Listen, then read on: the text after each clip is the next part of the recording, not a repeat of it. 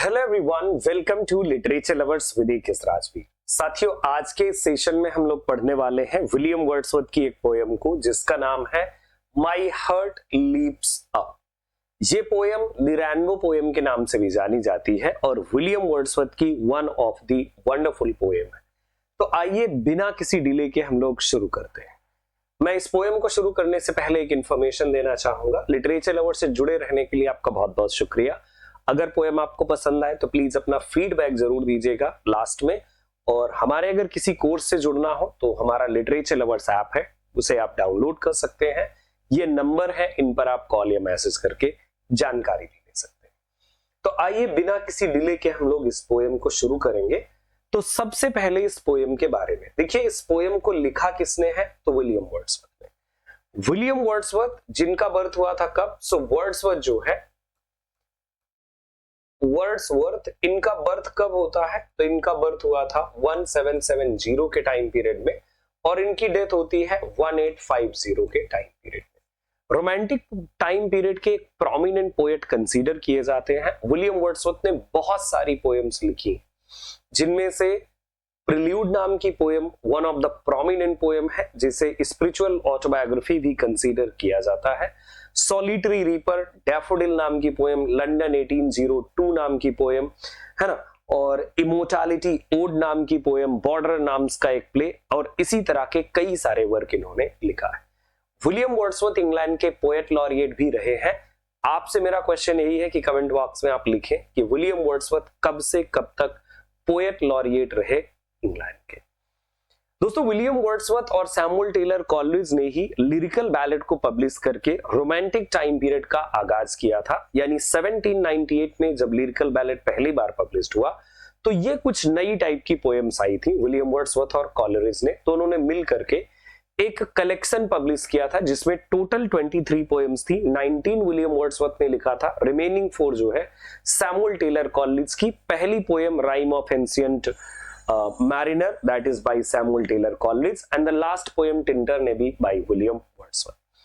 वैसे William Wordsworth के बारे में बताने के लिए बहुत कुछ है। विलियम वर्ड्सवर्थ ने शादी जो करा था तो उन्होंने किया था मैरी हचिंसन से, और वैसे उनका लव इंटरेस्ट एनिटी वॉलिन रही है, और एनिटी वॉलिन से उनको एक लिस्टमेट चाइल्ड भी होता है जिसके लिए उन्होंने लूसी पोएम्स लिखी हुई है।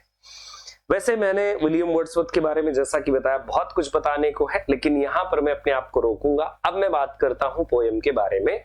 माई हार्ट लीप्स अप, ये जो पोएम है जिसका एक दूसरा टाइटल है रैनबो पोएम। विलियम वर्ड्सवर्थ ने ये पोएम किस टाइम पीरियड में लिखी थी तो वैसे इसके मैं पब्लिकेशन ईयर की बात करूंगा कि विलियम वर्ड्सवर्थ की ये जो पोएम है पब्लिश कब हुई थी तो ये 1807 में पब्लिश्ड होती है। विलियम वर्ड्सवर्थ का एक बहुत ही इंटरेस्टिंग वॉल्यूम 1807 में पब्लिश्ड होता है जिसका नाम है पोएम्स इन 2 वॉल्यूम्स। इस कलेक्शन में बहुत सारी विलियम वर्ड्सवर्थ की इंपॉर्टेंट पोएम्स कलेक्ट है। दोस्तों, इस पोएम को इन्होंने तब लिखा था जब विलियम वर्ड्स जो है डोरथी वर्ड्सवर्थ के साथ जो है ग्रासमेयर में स्टे कर रहे थे, तो उस टाइम पीरियड में इसे लिखा था इन्होंने विलियम वर्ड्सवर्थ ने, है ना। तो ये पोएम जो है उस टाइम पीरियड का एक इंस्पिरेशन है। मैं थोड़ी सी एक चीज और कंफर्म कर लेता हूं। हाँ, डव कॉटेज जो है ग्रासमेयर की बात है। डव कॉटेज ग्रासमेयर में 1802 के टाइम पीरियड में जब ये स्टे कर रहे थे तब इस टाइम पीरियड में इन्होंने इस पोएम को लिखा था। आइए इस पोएम के डिटेल को पढ़ते हैं और पोएम की लाइन बाय लाइन पढ़ते हैं। एक और इंटरेस्टिंग बात जो मैं आपको बता दूं कि जो लास्ट की ये 3 लाइन्स है ना इस पोएम की, The child is the father of man and I could wish my days to be bound each to each by natural piety। तो ये जो लाइन्स है इस पोएम की, ये विलियम वर्ड्सवर्थ की एक दूसरी पोएम जिसका नाम है इमोर्टैलिटी ओड। तो इमोर्टैलिटी ओड में एज एपिग्राफ यूज करी गई है। यूजीसी नेट के एग्जाम में रिसेंटली एक क्वेश्चन आया था कि एपिग्राफ, एपिटैफ और एपिग्राम ये क्या होते हैं। कई बार मैंने अपने लिटरेरी टर्म्स की क्लास में बच्चों को पढ़ाया है, बताया है। अगर आपने नहीं पढ़ा है तो जो मैंने नाम लिए प्लीज ये सर्च करके इनके बारे में पढ़ लीजिए। एपिग्राफ वो होता है कि जैसे कुछ लाइंस को किसी दूसरे वर्क से लेकर के किसी न्यू पोएम की बिगिनिंग से पहले उन्हें कोट कर दिया जाता है। So the kind of lines और the lines are known as epigraph. ठीक है, गाइस ये जो पोएम है, पहली लाइन है, my heart leaps up when I behold a rainbow in the sky. William Wordsworth कहते हैं कि जो मेरा हार्ट है वो क्या होता है, माई हार्ट लीप्स अप। जो मेरा हृदय है ना वो क्या कर देता है, स्किप कर देता है किसको, हार्ट की बीट को। हार्ट लीप्स मतलब मेरा दिल ना ठहर सा जाता है। कब, when I behold a rainbow in the sky, जब मैं आसमान में इंद्रधनुष को देखता हूं। तो इंद्रधनुष देखते ही जो मेरा हार्ट है ना उसके दिल की धड़कन रुक जाती है, मतलब इनको बहुत अमेजिंग अच्छा लगता है। Okay, my heart leaps up when I behold a rainbow in the sky, so was it when my life began। Poet यहां पर अपने चाइल्डहुड का रेफरेंस देते हुए कहता है कि देखो एक बात कहना चाहूंगा मैं कि ऐसा नहीं है, सो वॉज इट, ये पहले भी था। कब, जब मेरी लाइफ बिगिन हुई, व्हेन माई लाइफ बिगिन, यानी जब मेरे लाइफ की शुरुआत हुई, जीवन की शुरुआत हुई, यानी मैं एक छोटा बच्चा था। सो वॉज इट, ये इंद्रधनुष कुछ ऐसा ही था, व्हेन माई लाइफ बिगिन, जब मेरे जीवन की शुरुआत हुई थी। And so it is now I am a man, और अभी भी जो ये इंद्रधनुष है ना ये अभी भी वैसा ही है। बाय द वे मैं एक कंप्लीट ह्यूमन बीइंग, एक एडल्ट बन चुका हूं। So it is now I am a man, अभी भी कैसे है वैसे ही है, क्योंकि मैं तो बड़ा हो गया हूं, लेकिन ये फिनोमेना नहीं बदला। देखिए ह्यूमन बीइंग इस दुनिया में पैदा हुए, सोसाइटी के कांटेक्ट में आए, तमाम सारी चीजें हम लोग लर्न करते हैं, बट जो नेचुरल फेनोमेना है वो कंटिन्यूअसली चलता है। इसीलिए पोएट का कहना है कि मेरा जो दिल है वो लीप्स अप करने लगता है, बीट्स को, हार्ट बीट को स्किप कर देता है ना। कब, जब मैं रेनबो को देखता हूं, इंद्रधनुष को देखता हूं आसमान में। और ऐसा कब था, जब मेरे जीवन की शुरुआत हुई थी, यानी आई कैन रिमेंबर जब मैं एक छोटा बच्चा हुआ करता था, चाइल्ड था, तो भी ऐसे था, और अभी भी वैसे है जब मैं एक मैन हूं, एक एडल्ट हूं। So be it when I shall grow old, अब मैं एडल्ट हूं, और ऐसा ही ये तब भी रहेगा जब क्या होगा कि जब मैं बूढ़ा हो जाऊंगा। आई शैल ग्रो ओल्ड, मैं बूढ़ा हो जाऊंगा, तब भी ऐसा ही रहेगा, है ना। यस, और लेट मी डाई, और या फिर चाहे मेरी मौत हो जाए, यानी मैं इस दुनिया से भी चला जाऊंगा, तो भी ये जो रेनबो है स्काई में ऐसा ही रहेगा।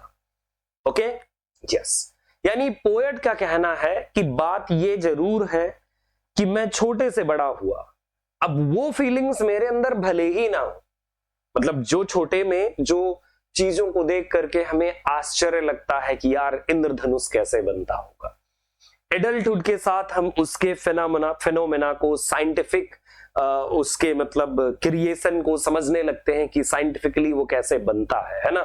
यस, तो और ओल्ड होने के साथ साथ और मेच्योरिटी आ जाती है, बट पोएट का कहना है कि ये वैसे ही रहता है। हम लोग जरूर चीजों को, हम बड़े होने के बाद मेच्योरिटी के साथ चीजों को लेने लगते हैं, लेकिन इंद्रधनुष वैसे ही है। Okay, yes. Then he says, the child is father of man, and I could wish my days to be bound each to each by natural piety. The child is a father of man. जो child होता है ना, वो एक बच्चे के लिए उसके पिता की तरह है। यहां पर देखो इस लाइन में है पैराडॉक्स, इस लाइन में पोएट ने पैराडॉक्स को यूज करा है। ये सो का यहां पर रिपीटिशन है, ये एनाफोरा कहलाता है। ये बात आप समझ गए होंगे। पोयम ये एक लिरिक है, इस बात का विशेष ध्यान रखेंगे सारे लोग। So the child is father of man. तो जो बच्चा है ना, जो बच्चा है वो क्या है, वो इंसान के पिता की तरह है। अब इंसान का पिता मतलब समझ लीजिए कि जैसे इंसान का पिता जो होता है ना, बच्चों को छोटी छोटी चीजें सिखाता है, वैसे जो छोटा सा बच्चा है ना, चीजों को without any reason, without using different kinds of phenomena, छोटी छोटी चीजों को सीखने के लिए प्रेरित करता है। मीन्स चाइल्ड जो है ना, लोगों को छोटे छोटे लेसन सिखाता है। Okay, yes, child is the father of man. And I could wish my days to be, और मैं तो उम्मीद करता हूं, मैं चाहता हूं कि मेरे जो दिन है ना, I could wish my days to be, मैं चाहता हूं, मेरी तो उम्मीद ही है कि सेंस ऑफ वंडर जैसे चाइल्डहुड में था ना, ये सेंस ऑफ वंडर वैसे ही रहा आए मुझ में, है ना। Yes, bound each to each by natural piety. और हाँ, ये जो सेंस ऑफ वंडर है ना, वो नेचुरल वर्ड को जब मैं देखूं, सो नेचुरल वर्ड को देखने के बाद सेंस ऑफ वंडर मेरे साथ बाउंड ईच टू ईच, हमेशा बाउंडेड रहे, बंधा रहे, है ना, each to each by natural piety. Natural piety के साथ मतलब मैं चाहता हूं कि जो ये प्रकृति को मैं ऑब्जर्व कर सकता हूं, नेचुरल वर्ल्ड को जिस तरह से मैं देख सकता हूं, यही परसेप्शन मेरा आगे भी बना रहे। So this is the poem bound each to each by natural piety, and I could wish my days to be bound each to each, यानी मेरे जो दिन हैं वो एक दूसरे से ऐसे ही जुड़े रहे बाय नेचुरल पाइटी, यानी इस नेचर से जो मुझे मिलता है, नेचुरल फिनोमेना से जो मैंने चीजें रिसीव करी है, उससे बाउंडेड है। तो मैंने इस पोएम को कंप्लीटली पढ़ाया है, होप सो कि आपको समझ में आया होगा। कमेंट बॉक्स में आप जरूर अपना वैल्यूएबल फीडबैक जरूर दीजिएगा। थैंक यू सो मच मेरे साथ ट्यून रहने के लिए। और जैसा कि मैंने बताया कि आप लिटरेचर लवर्स ऐप को डाउनलोड करके अपने टारगेट एग्जाम के कोर्स को भी ज्वाइन कर सकते हैं और हमारे कोर्सेज के साथ भी लर्न कर सकते हैं। हजारों बच्चों ने सक्सेस पाई है इस प्लेटफॉर्म के थ्रू पढ़ करके, आप वो नेक्स्ट हो सकते हैं। जय हिंद, जय भारत।